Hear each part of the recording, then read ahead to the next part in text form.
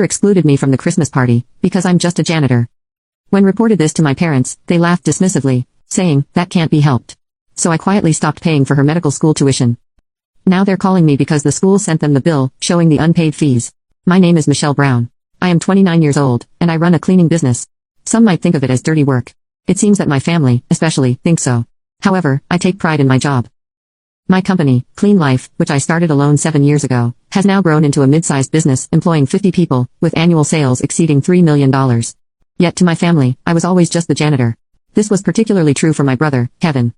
Kevin is 21 years old. He is studying medicine at a renowned private state university. His tuition fees amount to $60,000 per year. For the past 3 years, I have covered all the expenses that his student loans didn't, as our parents couldn't afford it, and I wanted to support Kevin's dream. Lately, I often reminisce about my childhood. I remember the day I held my newborn brother for the first time in the hospital waiting room when I was 8 years old. Michelle, this is your brother Kevin, my mother said softly, guiding me as I held the baby with trembling hands. The warmth of that tiny life still lingers in my palms. Please help take good care of Kevin as his big sister, won't you? My father's words seeded a sense of responsibility in my young mind, which would shape my life thereafter. Our parents both worked, my father in a local small factory, and my mother part-time in a grocery shop. Although not wealthy, they worked tirelessly to prevent us siblings from experiencing hardship. Since elementary school, it was my routine to take care of Kevin after school, helping him with homework and making snacks. Although we fought at times, we cared for each other and were close siblings. Kevin's aspiration to become a doctor was sparked by an incident in the winter of his 2nd grade. He suddenly developed a high fever and severe cough. At first, we thought it was just a cold. However, that night, Kevin's breathing became labored. Michelle, it's hard to breathe. I remember the midnight visit to the emergency room, his face pale and with an oxygen mask, rushed into the examination room. Diagnosed with severe pneumonia, he was immediately hospitalized. With our parents unable to take time off work, I, then a high school student, skipped school to care for him. Don't worry, I'm here with you, I reassured Kevin as he lay crying with an IV drip. We stayed in a 4-person room. Kevin, weak under his oxygen mask, lay by the window. As his fever spiked at night, and he tossed in his sleep, I would come after school and sometimes stay overnight to change his ice pillow and wipe his sweat. This girl really takes good care of her brother, I heard an elderly lady in the same room tell a nurse. 3 days into his hospitalization, Dr. Anderson came for a round. A kindly middle-aged doctor with a gentle smile, he reassured us, you're doing well. You'll get better soon. Kevin nodded weakly. The doctor is kind, yet seems so reliable, Kevin murmured. A week into his stay, a little girl in the same room had a seizure at night. Dr. Anderson rushed in and skillfully handled the situation, with Kevin watching intently. Amazing, he whispered in pure admiration. On the day of his discharge, Kevin thanked Dr. Anderson.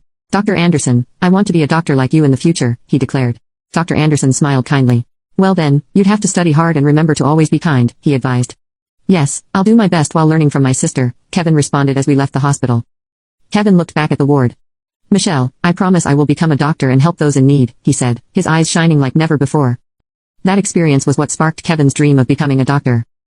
Afterwards, I started working part-time in cleaning to help with household expenses and to contribute even a little towards my own tuition. Initially, I thought it was an embarrassing job. However, I soon realized that cleaning requires invisible effort and definite skills. My first job was at a small local clinic. Early in the morning, I polished the waiting room floor, wiped the windows, and cleaned the toilets. The clinic director once told me, thanks to you, Miss Brown, our patients can receive their treatments in comfort. Those words profoundly changed my perspective on cleaning. The place looks like it's brand new after you clean it up, Michelle, a customer once told me, a compliment I still cherish to this day. After graduating high school, I joined a major building maintenance company.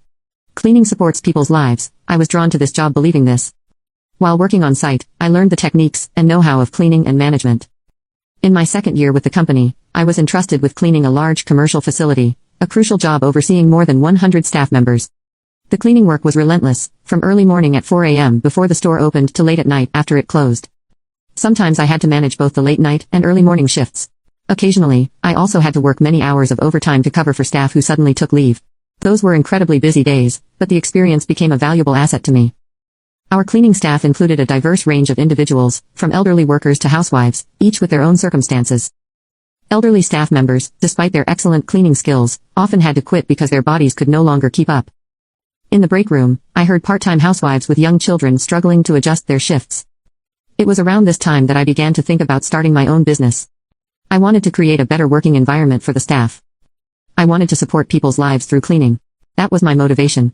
Michelle, well, you are really suited for this job. You work diligently and notice even the smallest details. Encouraged by an older colleague's words, I began studying management. During breaks, I read articles for entrepreneurs, and on weekends, I attended management seminars. Gradually, my dream of starting my own business took on a concrete shape. Meanwhile, Kevin, who had reached middle school, was fiercely pursuing his goal of becoming a doctor. He was always at the top of his class at school.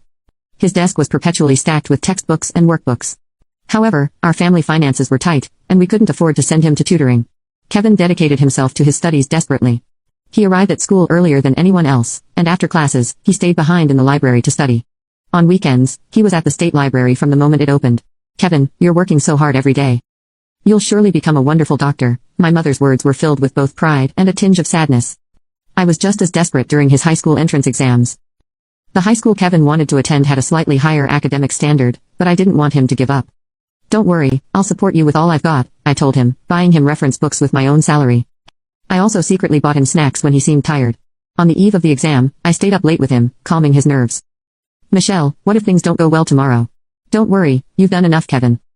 The joy of finding his examination number on the pass list on announcement day is still vivid in my memory. Kevin hugged me, crying, "It's all thanks to you, Michelle. Thank you so much." At the age of 25, I resigned and finally decided to start my own company. I had saved $330,000 from my part-time jobs, and as an employee, desperately accumulated over the years. I went around to banks with my business plan, but none took me seriously. The cleaning industry has too low an entry barrier. There's too much competition, they said. Starting a business as a woman is still seen as a risk. These words nearly crushed me repeatedly, but I did not give up. My first job was through an introduction from an older colleague from my part-time days. It was routine cleaning at an elementary school where her friend worked. The salary was low, but this was the start of my company. "Miss Brown, you clean so meticulously. We're grateful to have you here," the vice principal's words led to the next job. It was office cleaning for a company owned by the PTA president. I worked alone from early morning till late at night. During the day, I was on site. At night, I handled accounting and sales. There was no time to rest, but every day was fulfilling. One late night while cleaning an office, a young employee who was working overtime approached me. "Miss Brown, it must be tough working so late every day." "No, I'm happy to be of help to someone."